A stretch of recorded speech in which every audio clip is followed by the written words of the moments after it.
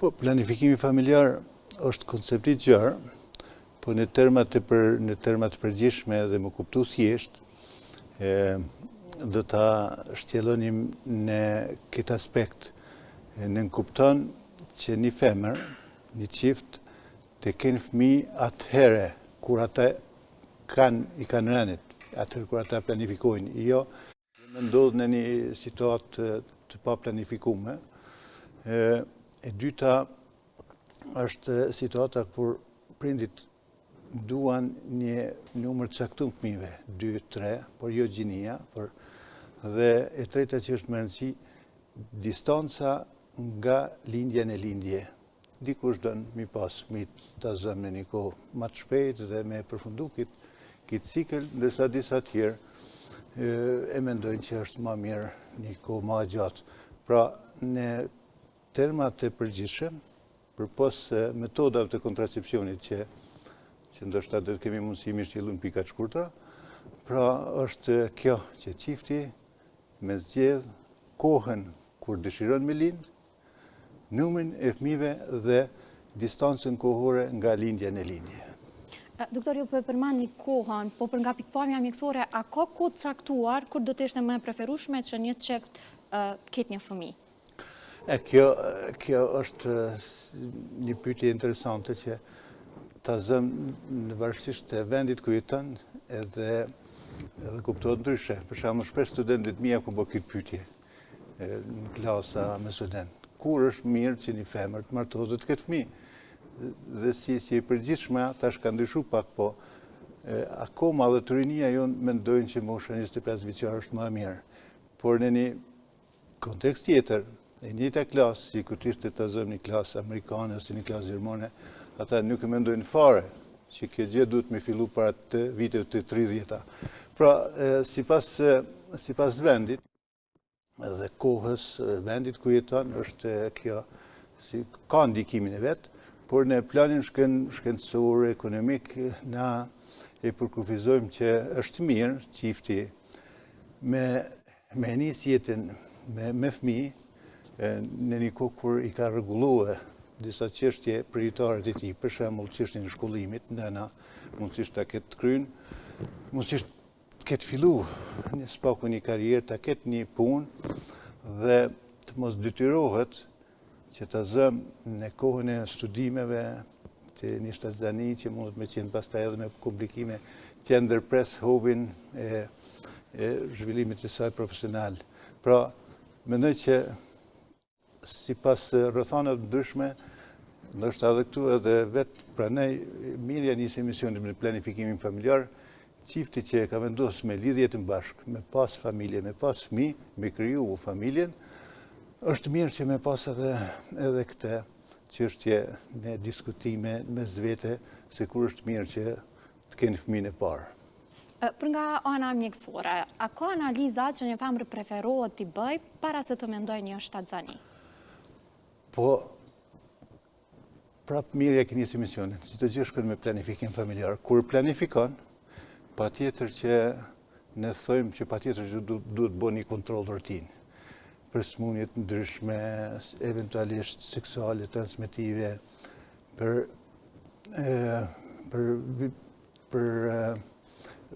qiftet është mirë edhe me ditë pak edhe trashëgimin e vetë, se eventualisht në trashëgimin e tyre me s'ka ndonjë smundje të zëmë trashëguese, por si rutinë kur qifti veç vendos, është mirë që mi po pej analiza të hemogram me urinë për infeksione, janë edhe ato që janë çështjet e strishove për gjitha llojet e strishëve mikrobiologjike, për klamidia, për mikoplazma, ruplazma, që eventualisht nëse këto janë prezente, fillimisht të trajtohen dhe pastaj të fillon shtatzania.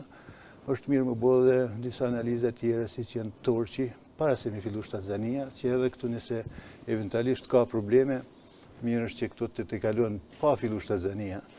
Se shumë herë, kur ndodhë shtatzania, e pa planifikuar, prapë me planifikimin familjar, ne në ndodhë që në fazat hershme, detyrohemi me përdor terapi, gjë që s'është as pak e këshillueshme, se çdo lloj terapie në fazat e hershme, qofshin ato më të thjeshta, nuk janë të mira, sidomos në 13 orëshin e parë. Prandaj, edhe herë përgëzoj për që e nisi pikërisht me planifikimin familjar, kur planifikohet, të gjitha këto janë të tejkalume. Kur ndodh shtazania në formë rastësore, gjitha problemet pastaj janë më të mundshme dhe kjo shtazani ka më shkuar me eventualisht me problemet që i ka bartë që o kondasht që të tejkalohen para se më fut në shtazani. Këto teste, a i kryen vetëm femra, apo është e nevojshme që edhe mashkullit kryej këto testet, kryej kontrolla para se të vendosen? Po, është mirë, thash qifti, kur janë të sinqert, kur kanë dashurin mes, është mirë që për çdo lloj problematike ata të sqarojnë dhe të kërkojnë ndihmë. Por, me qenë se në pikpamje edhe fiziologjike vetë trupi femrës e pranon, e mban, e rrit shtazanin, është mirë për thëmë që femra sidomos me qenë tërësisht e pastër për gjitha këtyre problemeve të mundshme infektive që mund t'i bartë, por nuk e din që i ka, sepse pastaj ballafaqimi me këtë lloj problematike nuk është vetëm me femrën që i ka prezent, por edhe me frytin brenda saj.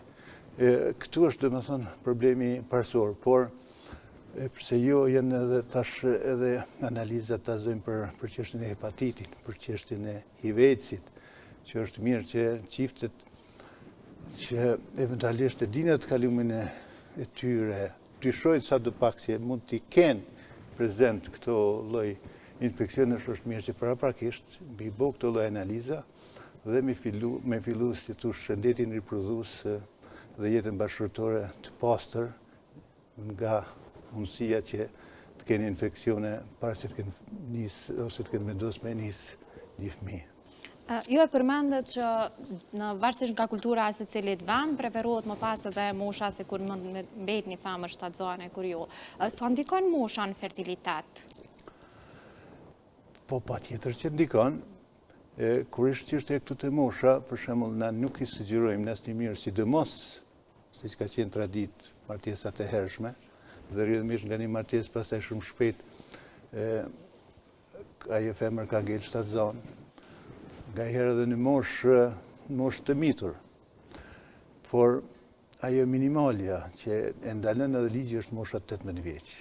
Dhe i moshën 18 vjeç, si thosh, pothuajse duhet ose jenë në mbikëqyrjen e prindërve, ose marrin lejen e prindërve, pavarësisht prej zhvillimit seksual ose jo.